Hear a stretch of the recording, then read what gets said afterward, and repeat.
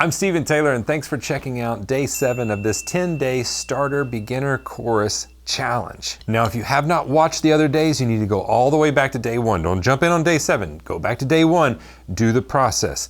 We're watching one lesson per day for 10 days. We're practicing at least 10 minutes each day, and by the time you get done with it, you're going to know 20 songs. The groove we're going to be learning today is really fun for a couple of reasons. A, it kind of defined a whole genre of music. B, it starts us into independence exercises. Up until now, we've been playing either singles or unisons together, right? Everything is either playing with something or it's playing by itself. What we're going to be playing right now is going to be an independence exercise, and it's going to be a groove. It's going to be what we would refer to as a linear groove. Linear simply means that your hands and your feet do not hit together. We've talked about mnemonic devices already with the Pat Boone, Debbie Boone drum fill, right? This one has one as well. It's called Boots and Cats. And once I play it, you'll understand.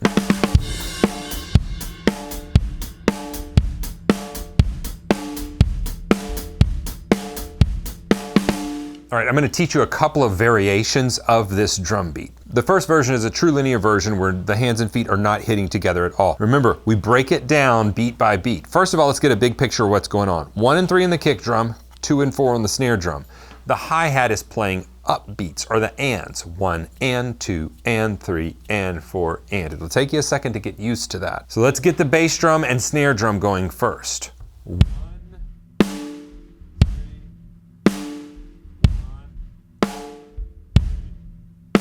Easy, right? We learned that on day 1. Now we've got to get accustomed to counting and playing the upbeats. 1 and 2 and 3 and 4 and. Remember, we can break this down beat by beat. So beat 1 has a kick drum hi-hat. Beat 2, snare hi-hat. And that's all. We repeat that on beats 3 and 4. We're going back to just a 2-beat groove. Beats 1 and 2 look exactly like beats 3 and 4. Let's take those apart and slowly play them, putting space in between them out of time so that we get the coordination and the consistency of pattern. Remember, correct repetitions is what we're going for.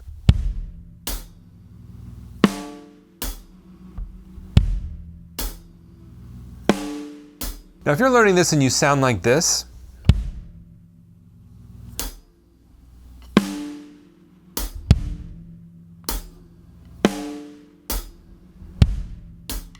that's totally fine. When I'm first learning something, I learn it out of time first. I don't want to put a metronome to it or put it in time yet because I want to get the patterns first. So if you're kind of stopping, starting, slowing down, speeding up, that's totally fine. Liken it to when you first learned to drive. You go around a curve and what'd you do? You slowed way down. Anytime you turn, anytime you put a blinker on, like you're slowing down, speeding up, slowing down, and you have to understand how to get that gas and brake to operate together. It's the same way with this. Once you get it smoothed out, it will come together. Remember, this speed is a natural byproduct of learning something well. So if we just learn the components and what order they go in, the speed will naturally happen. This beat is actually a sample. It's played on Eminem's, I guess it's his first hit, called Without Me. Now we speed it up and it sounds like this.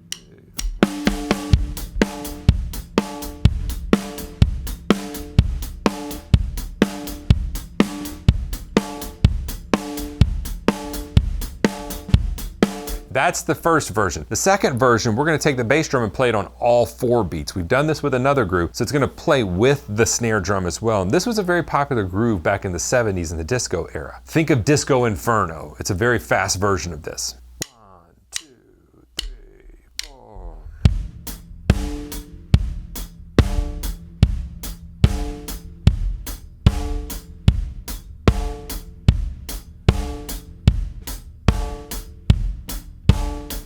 And you play a song like Disco Inferno, it'll go like this.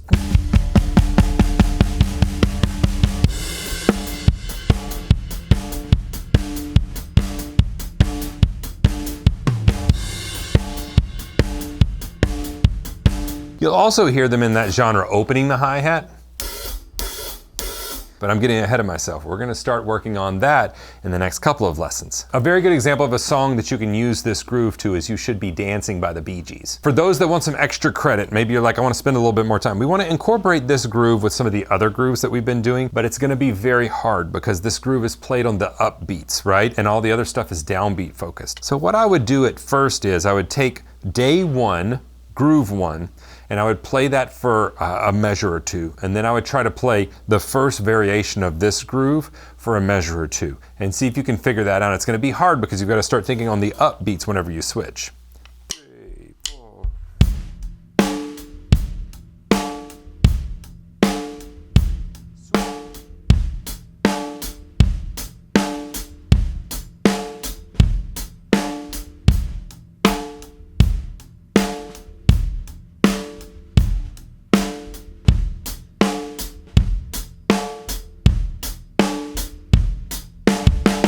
All right, there you go. So Without Me and You Should Be Dancing, we've got 2 more songs well on our way to learning 20 songs in 10 days. Remember, follow the link in the video description. I have this 10-day course laid out on my website. You don't have to log in. You don't have to enter any information. It's just sitting there for you with the resources so you can find it all in one place and very quickly go from one lesson to the other, and also mark them off as you go. And as I've said before, I have helped thousands upon thousands of students in my online drum school, and I'd love to help you. You can go to stevensdrumshed.com, check out the Drum Better Daily program, and realize that there is a whole community of people just like you, your age, with your same passions and your same goals, and they're doing it. They're actually going towards these goals every day, making a little bit more progress. I'd love to have you be a part of that. And to boot, we have a beginner lesson track called The Warrior Way that you can immediately jump into as soon as you sign up, and it's just gonna take you from zero to hero way faster than you thought possible. Work on this stuff, practice it, then come back tomorrow, watch the next lesson, and practice that.